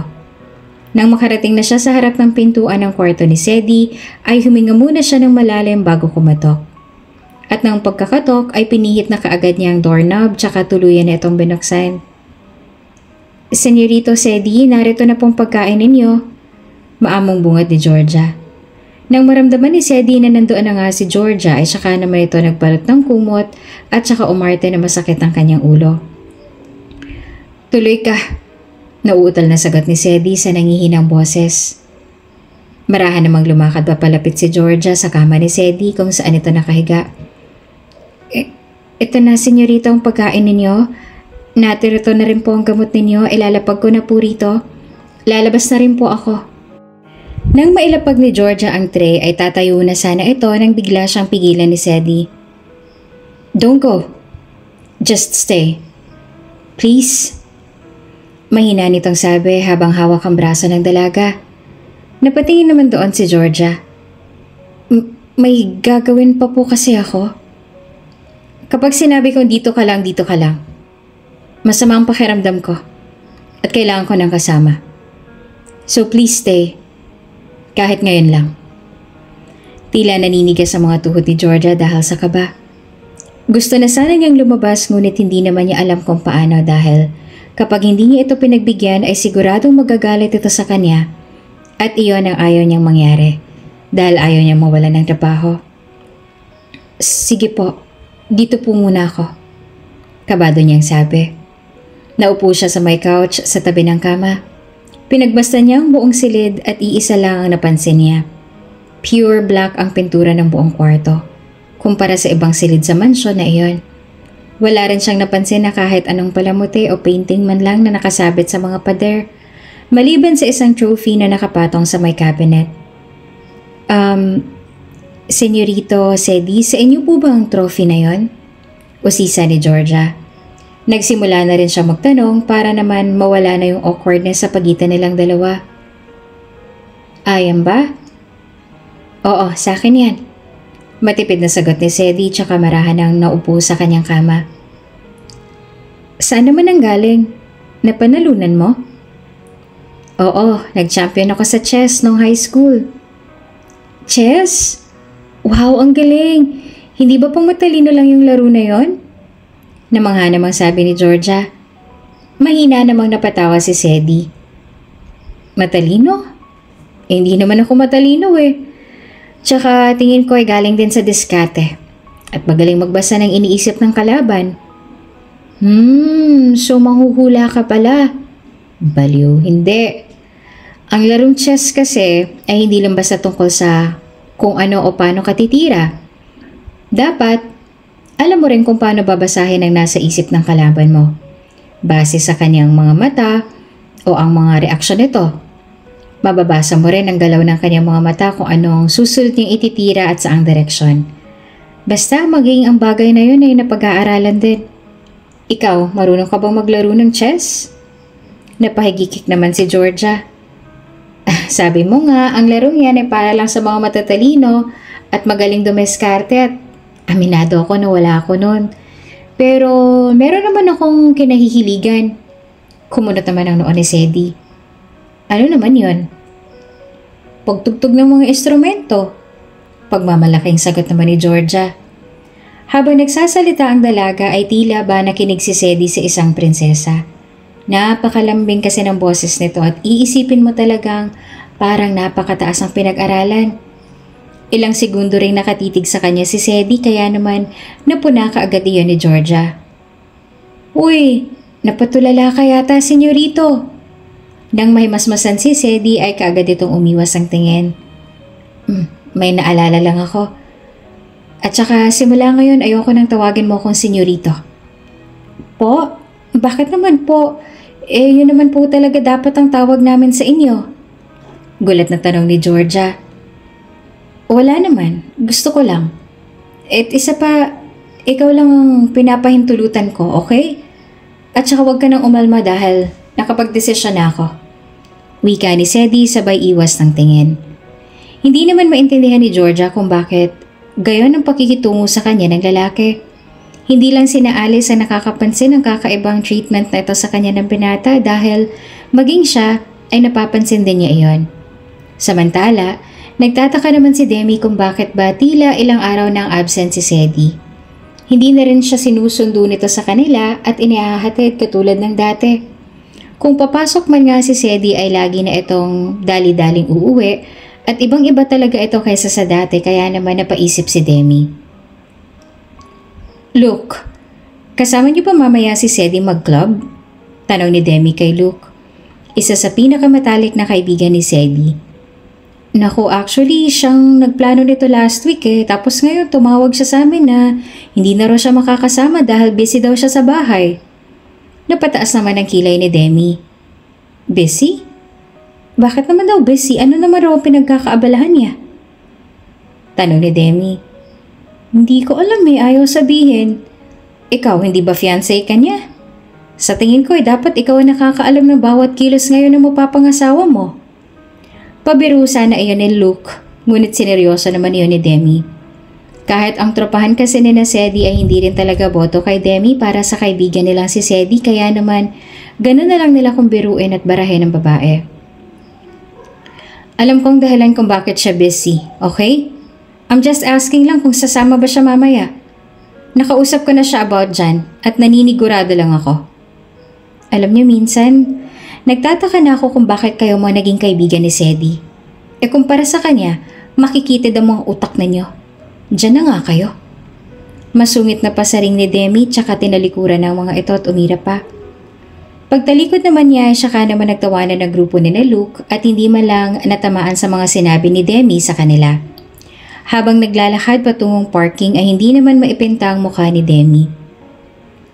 Ano kayang kalokohan ang ginagawa mo, Sedi? Wala kang karapatan na gawin sa akin to na mag-update man lang ay hindi magawa. You can't do this to me. Kailangan kong malaman kung anong kinalolokohan mo ngayon gawin. Mariin at galit na sabi ni Demi sa kanyang sarili. Manong, kina Sedi tayo. Utos ni Demi sa kanyang driver. Ngayon nga ay malapit na muling mag-cruise ang landas ang dating may kaibigan na sina Demi at Georgia. Para kay Georgia ay kaibigan pa rin niya si Demi at talagang nasasabik na siyang makita ang kaibigan. Subalit para naman kay Demi ay binoon niya na sa limot si Georgia at nananalangin na sana ay wag na silang magkita pa. Pero may magagawa nga ba sa kanila kung ang oras at araw na itinakda ng tadhana ay mangyayari na? May magagawa pa ba sila kung ang nakasulat sa kapalaran ay kailangan na talagang itama? Hindi at walang sino mang nilalang ang makakapagpabago ng ikot ng tadhana. Papasok na ang sasakyan na sinasakyan ni Demi sa may malaking gate ng mansyon ni Sedi. Sakto namang palabas ang sasakyan ng sinasakyan ni Alice at Georgia para mamili ng mga kakailanganin na palamuti sa gaganaping engagement party. Halos nagtapat ang kanilang mga sasakyan. Napalingon naman doon si Demi ngunit hindi niya na nakita ang mukha ni Georgia dahil tinted ang sasakyan at hindi makikita kung sino ang sakay sa loob. Nang makapasok na sa loob si Demi ay nakaalis na rin sila Georgia kaya naman hindi na sila nagpang-abot pang dalawa. Manang, where's Sedi? Mataray na tanong ni Demi sa katulong. Nasa may terrace po si Senyorito Sedi, Miss Demi. Teka po't sasabihin, no need, ako nang pupunta roon. Mataray muling sabi ni Demi tsaka nagmarcha na pagtungo sa terrace kung nasaan naroon si Sedi. Nang marating ni Demi ang malawak na terrace ni Sedi sa itaasang mansyon ay tanaw na kaagad niya ang lalaki doon na nakaupo at nagpapahangin. Sedi! Taas kilay na bunga ni Demi sa binata. Hindi pa man lumilingan si Sedi ay nakasimangot na kaagad ang mukha nito na tila ba hindi sabik na makita kung sino man ang babaeng nasa likuran niya ngayon. Oh, bakit andito ka? Malamig na tanong ni Sedi sa dalaga. Lumapit na rin sa kanya si Demi. Wow! Ganyan mo na ba dapat salubungin ang mapapangasawa mo, ha? Cedric Leon Bernatos? Taas kilay na tanong ni Demi. Umirap naman si Sedi tsaka nagbuga ng isang mapikat na hangin. Huwag ka nang magpaligoy-ligoy pa, Demi. Bakit ka andito? Kung itatanong mo ay kung bakit hindi ako pumapasok, well, my answer is I want peace of mind. Yung malayo sa'yo, sabi ni Sedi. Ngumisi naman si Sedi. Masasaktan na ba ako? Sa tingin mo ba'y natamaan pa ako sa mga masasakit na sinasabi mo? Well, my answer is no. Hindi na ako nasasaktan, Sedi. Dahil bukas na bukas sa engagement party na natin, kaya tuloy na ang napipinto nating kasalan. Sabi ni Demi na ikinabigla naman ni Sedi. Anong sinasabi mo? Next year pang engagement, diba? Binilog mo na naman ba ang utak ng mami ko? Galit na tanong ni Sedi kay Demi. Napatawa naman ang dalaga na tila nang aasar pa. Ako? Nambibilog ng ulo? Baka nakakalimutan mo, Sedi. Ako na lang natitirang huling alas ng mga aryente. Pinag-aagawan ako ng mga angka na nasa rurok ng tagumpay ng industriya. May iba pa nga na halos luhod samba na sila lamang mapakasalan lang ako. Lahat sila ay nag-aagawan sa akin. Lahat sila ay nagkakandara pa na malahian ng isang aryente. At kabilang doon ang pamilya mo. Silang lumapit sa akin. Silang nagmakaawa at nakiusap. At kung hindi lang kita gusto, marahil ay hindi ganyang katagumpay ang pamilya niyo ngayon. Kaya Sedi ngayon, ibabalik ko sa iyong tanong. Sino ang nambibilog ng ulo? Sino ang nakiusap at ang makaawa?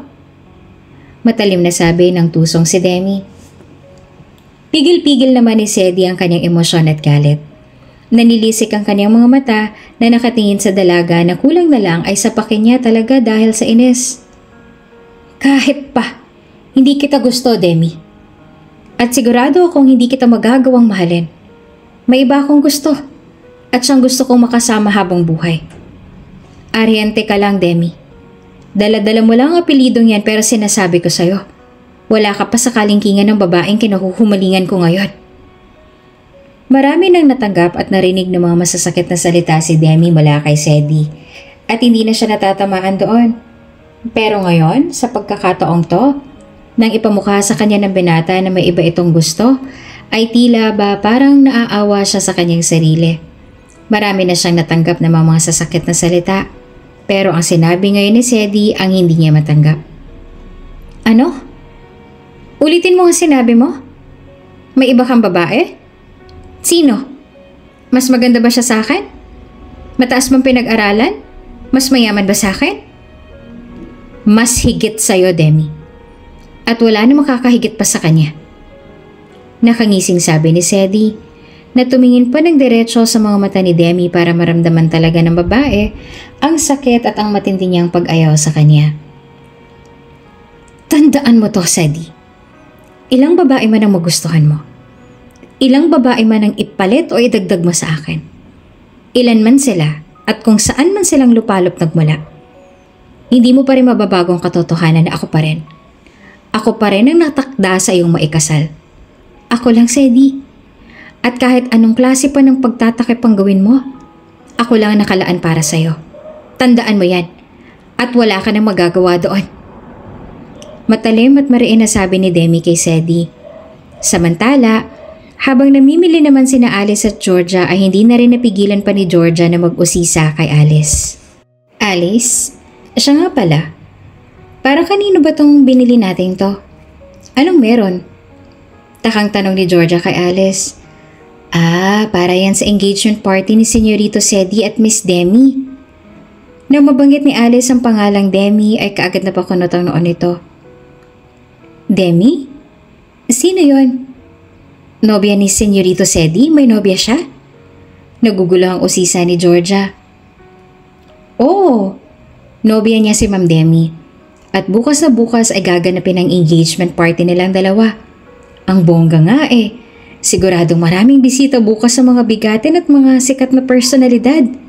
Sabik na sagot naman ni Alice. Bigla namang napaisip si Georgia.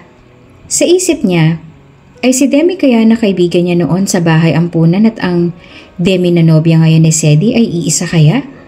Posible kaya yon? Hanggang sa makauwi sila ay malalim pa rin ang inisip ni Georgia. Hanggang sa pagtulog niya nga ay hindi pa rin mawala iyon sa kanyang isip. Lalo pa nang malaman niya na may nobya pala si Sedi at ikakasal na pala ito. Hindi niya alam kung bakit pero parang nakaramdam siya ng selos. Sa naging trato pa naman sa kanya ni Sedi ng mga nakaraang linggo, ay umasa siya na nagugustuhan na siya nito. Yun pala, hindi. At maling akala lang niya. Dahil hindi makatulog si Georgia ay minabuta muna niyang lumabas at magpahangin. Doon siya nagtungo sa may pool area na overlooking at doon umupo. Ay, ang sarap ng hangin. Dito na lang kaya ako matulog, sabi ni Georgia sa kanyang sarili. Napabalikwas naman siya nang biglang may salita sa kanyang likuran. Bakit gising ka pa? Tanong ni Sedi, kaagad naman siyang nilingon ni Georgia tsaka mabilis na tumayo. Senyorito Sedi. Hindi ba sabi ko sa'yo huwag mo na akong tawaging senyorito? Isang sambit mo pa ng senyorito talagang hahalikan na kita. Wika ni Sedi. Natahimik na lamang si Georgia at hindi na umimik pa dahil baka nga totohanin na naman ito na halikan siya sa kanyang labi.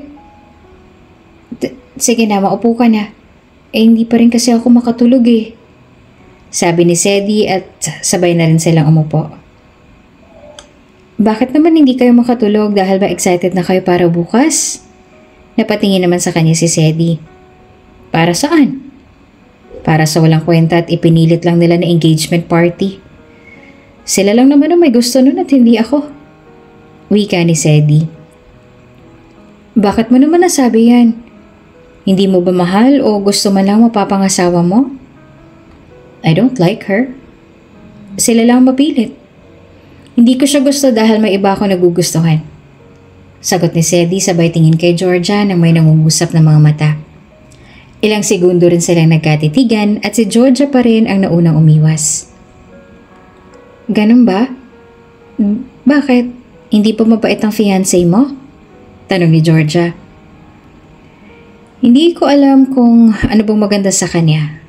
Para sa akin, wala kasi. Para sa kanya ay madaling magawak sa leeg ng mga taong gusto niyang utuin at bilugin ang ulo. Apelido lang din naman ang nagdadala sa kanya. At kung wala yon, ay wala rin siya sa kung nasan man siya ngayon. Kwento ni Sedi kaya medyo naintriga si Georgia. Apelido? Bakit? Ano bang apelido niya at para bang napakahalaga nun? Tanong ni Georgia. Huminga naman ng malalim si Sedi tsaka sumagot. Ariente. Siya ang nag-iisang Ariente na nakaligtas noon sa isang insidente. Sa sandaling yon ay biglang nanlaki ang mga mata ni Georgia. Ariente?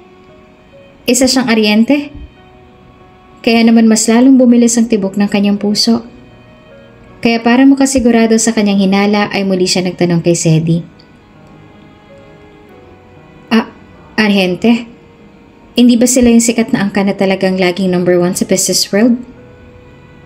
Paano mo naman nasabing isang Ariente yung mapapangasawa mo? Muling usisa ni Georgia.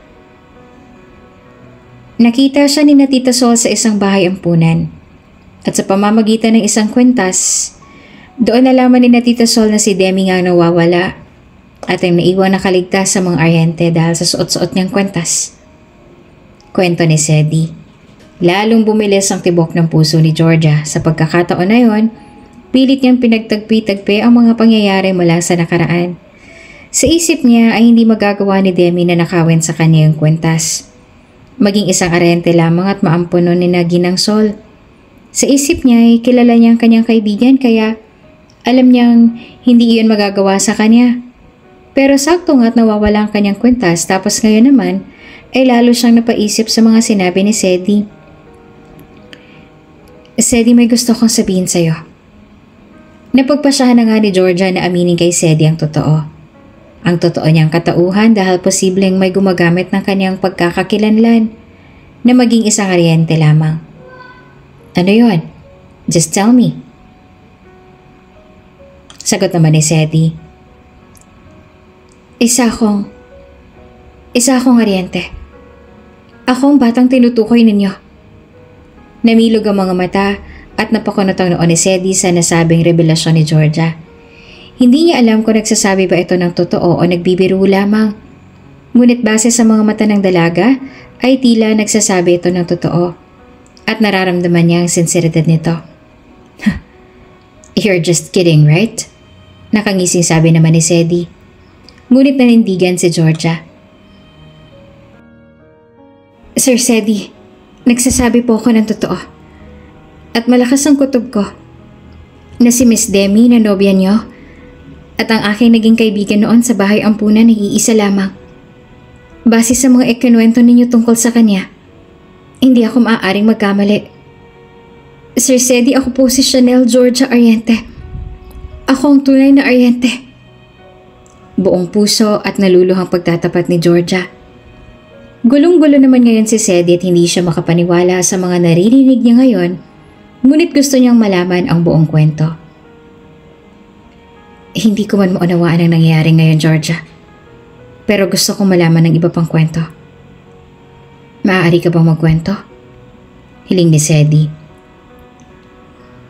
8 taong gulang ako na nang mangyaring isang insidente na nagpabago ng buhay ko. Masaya kami noon at nagpa-family picture pa nga kami nang bago kami magtungo sa events hall na pinagdadausan ng party ni na Mrs. Gonzales. Nang makapasok na sina Mommy sa loob, nagpaiwan ako sandali sa labas dahil nakawala sa tali ang aso kong si Luna kaya inabol muna namin siya ni Yaya. Ilang minuto lang yun kaya bigla naming narinig ang malakas na pagsabog mula sa events hall na yun. Hindi lang isang pagsabog yun kundi 3. Kaya naman gumuho talaga ang lugar na yun. Gusto kong kumaripas ng isang takbo papunta ron pero pinigilan na ako ng yaya ko. At doon ko nalaman na lahat sila'y namatay at ako lang nakaligtas. Simula nun ay hindi ko na alam kung saan ako pupunta dahil akala ng lahat ay nasunog na rin ako. Hindi ko na rin kasi nakita si yaya nun. Hanggang sa isang araw ay natagpuan ko si Sister Clabel. Siya ang mother superior ng pinanggalingan kong bahay ampunan. Kinupkup niya ako at dinala sa kumbento. Hanggang sa doon na talaga ako tumira. Tapos doon ko nakilala si Demi. Siyang kauna-unahan kong naging kaibigan doon. Mabait siya sa akin at maalaga. Tuwing gabi kasi ay lagi kong napapanaginipan ng nangyaring insidente kaya nagigising akong umiiyak. Siyang nagpapatahan sa akin at muling nagpapatulog. Mabait si Demi. Halos kapatid ng turing ko sa kanya. Pero masama ang loob niya kina Mother Superior dahil sa isip niya ay hindi siya binibuild up ng mga ito sa tuwing may pumupunta doon na mayamang mag-asawa na gustong mag-ampon. Dahil ang hiling ni Demi ay sana magkaroon siya ng masasabi niyang pamilya dahil ayaw niya na sa bahay ampunan. Kaya lagi kong ipinagdarasal na mangyari yon at yun na nga sa wakas ay may umumpo na sa kanya. Sobrang saya ko noon dahil napakinggan na ni Lord ang dasal ko para sa kanya. Pero nung umalis siya, nung isusuot ko ng kwentas na lagi kong tinatago sa aking cabinet, ay bigla itong nawala. Hindi ko na makita pa. Pinagtanong ko na sa lahat pero wala na talagang pagkakitaan ng kwentas ko na pinasadya pa ni Daddy na ipagawa para lang sa akin. Sir Sedi, alam ko pong mahirap maunawaan at paniwalaan pero nasa sa inyo po kung maniniwala kayo o hindi. Basta ako, kailangan din nilang malaman ng totoo at gusto kong makaharap si Demi. Para itanong kung bakit niya ako nagawang traidorin gayong naging mabuti naman akong kaibigan sa kanya. Gusto ko siyang makausap, Sir Sedi. Pagpapatuloy na kwento ni Georgia. Ngayon nang malaman ni Sedi ang kabuuang kwento ay mas lumalamang na parang naniniwala na siya sa sinasabi ngayon ni Georgia sa kanya. Mababait ang mga Aryente at sa ugali pa lang ay doon mo na malalaman kung Aryente ka nga ba o hindi. At base nga sa pag-uugali ni Demi, ibang-ibang ugali nito kesa sa kanyang pamilya kung siya nga ang tunay na Aryente. Georgia, I think you're right. Demi is different. Hindi ko siya magawang mahalin dahil sa ugali niya. Gusto niya lahat ng atensyon ay nasa kanya. Magaling magpait-baitan pero kapag nakatalikod ka na, saka kanya titirahin. Kung totoo man ngang sinasabi mo, Georgia, pues, ngayon, alam ko na kung bakit gano'n ang ugali ni Demi. Hindi siya isang tunay na Aryente. Mariing sabi ni Sedi. Kinabukasan ay gaganapin na ngang nakatakdang engagement party ni na Sedi at Demi. Maraming bisita ang mga dumalo at lahat ay mayayaman. May mga malalaking negosyo at mga pangalan sa industriya. May mga politiko at mga kilalang mga business tycoons. Nagmistulang ang nagsama-sama sa isang event na to ang lahat ng mga bilyonaryo sa bansa. Ayusin mo nga yung buhok ko, ayoko na may nakataas. Ayusin mo ang trabaho mo, bobo ka talaga. Bulyaw ni Demi sa kanyang hairstylist. Habang nakatitig naman si Demi sa kanyang refleksyon, ay napapataas din ang kanyang isang kilay at napapangisi.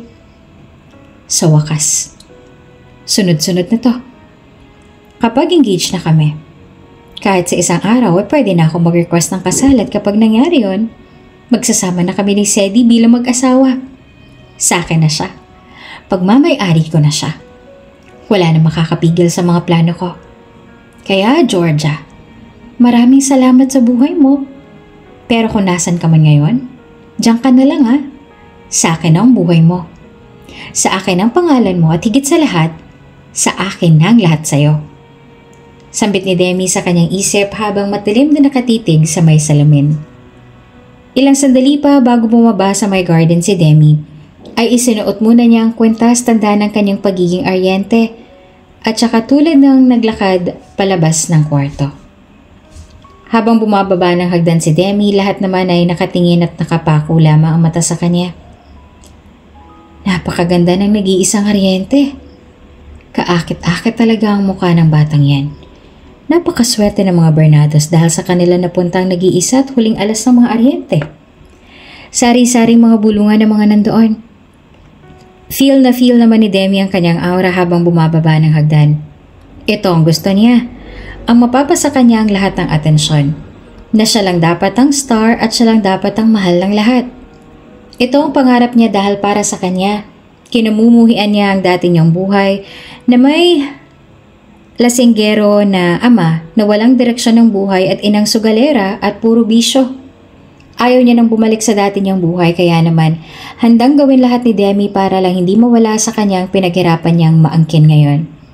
Samantala, nakatayo lang sa may ibaba si Sedi na sa halip kay Demi nakapakong mga mata ay kay Georgia iyon nakatingin. Pinagmamasdan niya ang reaksyon ng mukha ng dalaga na ngayon ay kasalukuyan ng lumuluha. Sa kabilang banda, napahinto lang si Demi sa pagbaba ng hagdan nang hindi na mapigilan pa ni Georgia ang sumigaw. Demi! Malakas na sigaw ni Georgia. Hinanap kaagad ni Demi sa dami ng tawang tumawag sa kanya at sa naglapastanga ng momentum niya.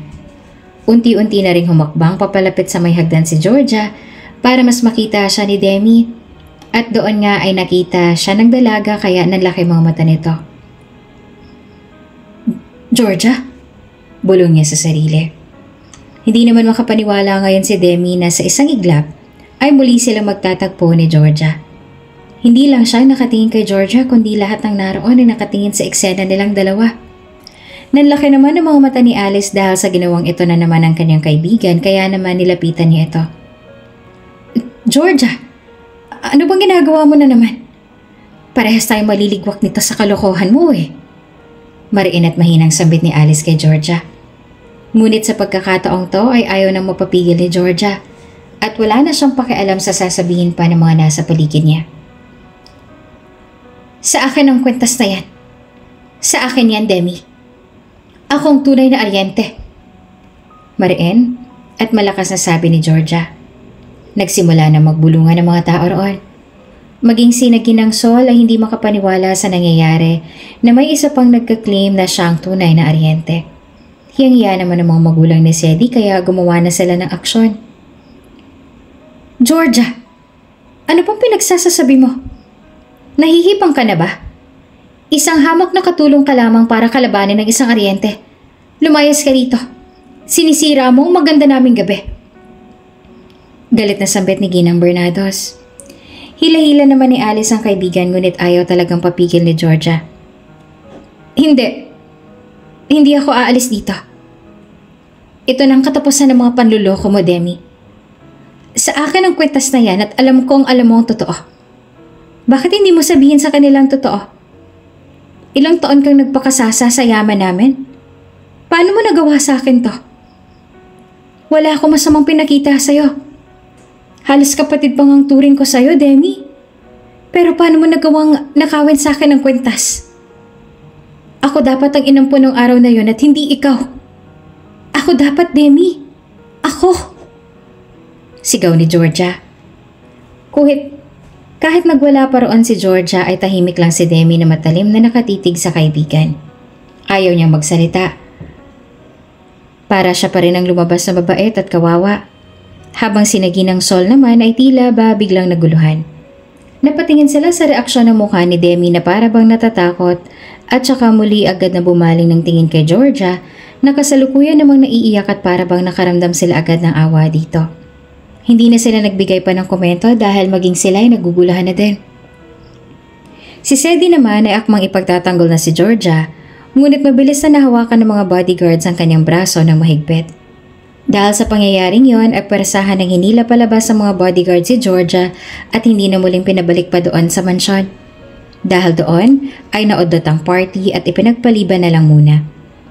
Hindi pa rin pinalabas pa si Sedi dahil baka may gawin pa itong hindi magugustuhan ng kanyang mga magulang. Kaya ban na siya ngayon sa kanila. Samantala si Demi naman ay nakakulong pa rin sa kanyang kwarto habang matalim na nakatingin sa kawalan at hawak-hawak ang suot niyang kwentas. Walang hiya ka, Georgia. Bakit ka pa nagpakita? Hindi ako makakapayag na muli mong sirain ang buhay ko. Hindi ako makakapayag. Ako ang aryente. Ako lang ang aryente. Mariin sabi ni Demi sa kanyang sarili. Sa makatwid, hindi na rin nakabalik pa si Georgia sa mansyon ni Sedi. Nagalit na rin sa kanya sina Madam dahil sa kahihiyan at iskandalo na kanyang nagawa. Kaya naman umuwi na lang muna siya sa kanila at doon na lang nagpalipas ng sama ng loob. Hindi makatarungan yung ginawa nila sa'yo, anak. Mali ang saktan ka nila. Nag-aalalang sabi ni Ginang Priscilla kay Georgia. Pero nararapat lang na malaman nilang totoo, Nay. Akong tunay na aryente at hindi si Demi. Mariing sabi ni Georgia. Pero anak, kapag ipinaglaban mo pa yung gusto mo, baka ikaw lang ang masaktan.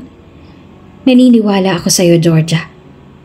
Pero kung ikakasama mo ang pinaglalaban mong dyan, naku, dumito ka na lang sa amin. Kalimutan mo na ang pagiging aryente. Hayaan mo na sa kanila ang yaman, ang mahalaga ay tahimik tayo dito. Tumingin si Georgia sa kanyang ina. Nay, hindi niyo po ako naiintindihan. Opo, matagal ko na pong tanggap na walang pamilya ko. At kayo na ang bago kong pamilya. Hindi ako lumalaban ay para makapagpasasa sa yaman. Lumalaban ako para sa inyo. Kapag napatunayan kong akong tunay na aryente, mababalik sa akin ng lahat. At kapag nangyari yun, mapapagamot na natin si tatay sa mas magagaling na mga doktor at prestiyosong mga ospital. Mas mapapabilis ang pagaling ni tatay, Nay. Iyon ang gusto kong mangyari. Para sa inyo kung bakit ko ito ginagawa. Sabi ni Georgia, sabay tulo ng luha. Mas lalo namang naantig ang puso ni Ginang Priscilla. Anak, naiiyak niyang sabi. Oo, Nay. Isa akong aryente. Pero kung hindi dahil sa inyo, hindi ako magiging ganito. Hindi ako magiging ganito katatag. Kayo ni tatay yung inspirasyon ko at nararapat lang na makuha ang dapat na sa akin. Nararapat lang, Nay. Sabi pa ni Georgia. Makalipas ang ilang araw dahil sa hindi matahimik si Ginang Sol at para matahimik na rin ang kanilang kalooban, ay pinahanap nila sa kanilang mga tauhan muli si Georgia. Ipinaalam nila yung kay Demi at pumayag naman si Demi para rin mapatunayan niya na nagsasabi siya ng totoo at hindi siya natatakot na makaharap si Georgia. Matapang naman at malakas ang loob na nagpunta si Georgia sa mansyon ni Ginang Sol. Doon ay muling nagkaharap si Demi at Georgia. Nanatiling blanko ang mukha ni Demi at pinanindigan na hindi niya kilala si Georgia habang si Georgia naman ay matapang na nakatingin sa kanya. Nagsasabi ang mga matang yon ng maraming katanungan. So, Georgia, tama? Ikaw si Georgia? Paunang tanong ni Ginang Sol kay Georgia. Naroon din si Sedi at ang kanyang mga magulang. Ipinatawag talaga lahat ni Ginang Sol para malaman na talaga nila ang totoo at kung sino ba talagang nagsasabi ng kasinungalingan. Laking gulat din nila na naroon din sina Mother Superior at Sister Clabel. Nanlaki naman ang mga mata ni Demi na makita silang lahat doon. Pinagpapawisan ng kanyang mga palad sa kaba. Napapalunok na rin siya ng laway ngunit hindi dapat siya nagpapahalata na natatakot siya at dapat ay kalmado lang siya. Sa kabilang banday, tumugon naman si Georgia. Tama po kayo. Ako po si Georgia. Chanel Georgia Ariente. Matapang nasagot naman ni Georgia. Nagkatingin na naman sina Georgia kay Sedi. Bagyang umiti ang binata sa kanya tanda ng kanyang suporta sa dalaga. Pinatawag ko kayo lahat dito para matapos na rin ang ating mga isipin na iniwan sa atin ni Georgia. Demi, where's the necklace? Tanong niya kay Demi. Here. Suot ko po, Mom. Sabi ni Demi. Kabado pa rin siya pero pinipilit pa rin maging kalmado. Good. Now, Demi, can you open that password necklace for us? Utos ni Ginang Sol. Ang totoo, nasabi na sa kanya dati ni George ang password ng necklace na yon. Pero, nakalimutan niya na ito. Hindi niya inaasahan na maiipit siya ng ganito nang dahil lamang sa isang kwentas. Hindi niya ito napagandaan kaya naman legit na talaga ang kaba niya ngayon. I'm sorry, I already forgot the password. Ang tagal na rin kasi nun. But don't worry, Mom. Alam ko nasa loob yun ng necklace. Alam ko nasa loob ng necklace na to. Tila siguradong sigurado si Demi sa pagkakataon na yon. Dahil natatandaan niya na sinabi ito sa kanya dati ni Georgia na ang nakalagay noon ay ang litrado nilang pamilya. Then, ano nakalagay sa loob ng kwentas na yan? Muling tanong ng Ginang. Lahat nga sila ay naghihintay ng kasagutan ni Demi. Kami, ang pamilya ko. Litrato namin, ng pamilya ko. Sagot ni Demi. Sa sandaling yon ay biglang napatawa ng mahina si Georgia. Sigurado ka, Demi? Yan ba ang alam mo dahil yan ang sinabi ko sa'yo noon? Matalim na tanong ni Georgia. Shut up! I don't know you! Bumalik ka na nga sa pinagmulan mo dahil alam ko namang naiinggit ka lang sa akin kaya umalis ka na.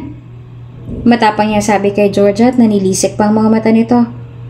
Hindi naman nagpatinag doon si Georgia at nanatiling kalmado. Paano mo nasisikmura naman loko ng tao, ha, Demi? Andito si na Sister Clavel, tapos nagagawa mo pa rin ipagpatuloy ang mga kasinungalingan mo? Paano yan naaatim ng konsensya mo? Wala akong pinakitang masama sa'yo, Demi. Naging mabuting kaibigan ako sa'yo. Kapatid na nga ang turing ko sa'yo Pero mabuti na lang at may mga bilin at payo sa akin sina Mommy Lyra at Daddy Rafael tungkol sa salitang pagtitiwala. Na huwag ko raw ibibigay ang buo kong pagtitiwala sa isang tao na mabait lang sa akin kapag kaharap ko. Kaya I'm sorry, Demi. Pero nagsinungaling ako. Yung kwentas na yan, ang pinakamahalagang bagay sa akin. Dahil iniregalo pa yan sa akin ni na Daddy noong 7th birthday ko. At ang laman ng kwentas na yan ay hindi litrato ng pamilya namin. Nagimbal ang buong mundo ng mga taong nandoon. Ito ang tamang panahon na pagkakataon para malaman nila ang totoo at para matapos ng kasinungalingan ni Demi. Sa kabilang banda ay nagsalita na rin si Sedi at ang kanyang ina. Georgia, kung mali si Demi, pues anong laman ng kwentas na yan? And if you're the real Oriente, open it. You must know the password, right? Ngumiti naman si Georgia at saka inilahad ang kanyang kamay sa harap ni Demi. Give me the necklace. Papatunayan ko na sa akin talagang kwentas na yan. At ako ang tunay na Oriente. Kahit ayaw ni Demi ay napilitan pa rin siyang ibigay ang kwentas. Ang kwentas na to, ang natitira ko na lang na alaala ng pamilya ko. Ilang taon kong dinala yung sakit na mawala ta sa akin. Maraming alaala ang nakakabit sa kwentas na to. At kapag nasa sa akin to, pakiramdam ko ay lagi ko silang kasama. Katulad ngayon. Alam kong masaya sila na sa wakas ay maitatama ko na rin ang lahat. Ang password nito ay tanging kami lang ni Daddy at Mommy ang nakakaalam. Kahit nga mga kapatid ko ay hindi to alam Dahil ang password nito ay ang araw kung kailan nila binili sa akin si Luna. Ang aso ko na regalo rin nila nung 7th birthday ko. Yun nga lang wala na rin si Luna. Kaya labis din ang aking kalungkutan. Habang nagsasalita si Georgia ay unti-unti niya nang binubuksan ng kwentas hanggang sa tuluyan na nga itong bumukas. At ang litrato na nakalagay dito ay hindi litrato namin ng pamilya ko, kundi ang litrato ni Luna, ang aso ko. Ito. Tsaka tinaas ni Georgia ang hawak na kwentas at ipinakita sa kanilang lahat. Ang sandaling yon ay nagulat sila dahil ngayon, alam na nila na nagsisinungaling nga si Demi, lalo pa na magsalita si Mother Superior. Tama po siya. Demi, hindi ko kayo tinuruan na magsinungaling at manloko ng tao. Si Georgia ang tunay na Oriente. Kilala ko ang tunay mong magulang dahil sila mismo ang nagdala sa'yo sa bahay ampunan. Kaya itigil mo na to. Ayusin mo ang buhay mo, Demi. Walang magandang maidudulot sa'yo ang inggit. Oo na, nagsinungaling ako. Niloko ko kayong lahat. Inggit na inggit lang naman kasi ako kay Georgia noon pa man dahil nasa kanya ng lahat. Siyang paborito niyo. Siya lagi ang gusto ng lahat. Tapos ako Ayaw niya sa akin? Hindi niyo ako paborito? Walang nagmamahal sa akin. Kaya masisisi niyo ba ako kung hangarin ko ang lahat ng to? Para naman maranasan ko rin na maging paborito ng lahat. Na matamasa rin ng ginhawa at hindi na puro hirap. Masisisi niyo ba ako? Isang malakas na sampal naman ang pinakawala ni Ginang Sol sa pisngi ni Demi. Ano man ang maging paliwanag mo, you still betrayed us. Hindi pala kita kilala. Pero pinaglaruan mo kaming lahat sa mga palad mo. Kaya siguro hindi ko maramdaman sa'yo yung tunay na ugali ng isang Oriente. Dahil hindi ka talaga tunay na Oriente. Alam mo sa ginawa mo? Pwede kitang ipakulong. Pero dahil may natitira pa akong awa sa'yo, lumayas ka na lang sa pamamahay ko at huwag ka na muling magpapakita pa. Ang swerte mo nga't may kaibigan kang katulad ni Chanel Georgia. Pero pinili mo pa rin na samantalahin ang kabutihan niya. Kaya ngayon, ito ang resulta ng mga mali mong ginawa. Umalis ka na. Mom! And don't you ever call me Mom again. Dahil hindi kita kilala. Sa sobrang sakit ng mga sinabi ni Ginang Sol ay hindi na lumaban pa si Demi. Bagkos ay umalis na rin siya. At doon nang malaman na nilang katotohanan, niyakap ni Ginang Sol ng mahigpit si Georgia at humingi ng tawad. Nanumbalik na rin ang lahat sa normal. Nakuha na rin ni Georgia ang kanyang nanay at tatay at doon na pinatira sa kanyang mansyon. Naipagamot na rin niya si Tatay Marco at unti-unti na nakakabawi ng lakas. Habang sila naman ni Sedi ay naipagpatuloy ang naudlot nilang pagmamahalan. Niligawan siya ni Sedi at tinanggap naman niya ni Georgia hanggang sa sila na ngang in-engage sa isa't isa at nauwi na rin sa kasalan. Nabawi na nga lahat ni Chanel Georgia Ariente ang lahat na dapat naman talaga ay sa kanya. Habang si Demi naman ay labis ang pagsisisi ngayon sa lahat ng kanyang mga nagawa. Kung bago ka pa lang sa channel na ito, Ate Jane TV, huwag kalimutang pindutin ang notification bell and subscribe button. Sana po hindi naman malaking abala sa inyo ang pagpindot ng subscribe button dahil ang kapalit po nito ay ang pagsuporta para makapag-produce ng mga libreng stories sa mga channels ni Ate Jane. Maraming salamat!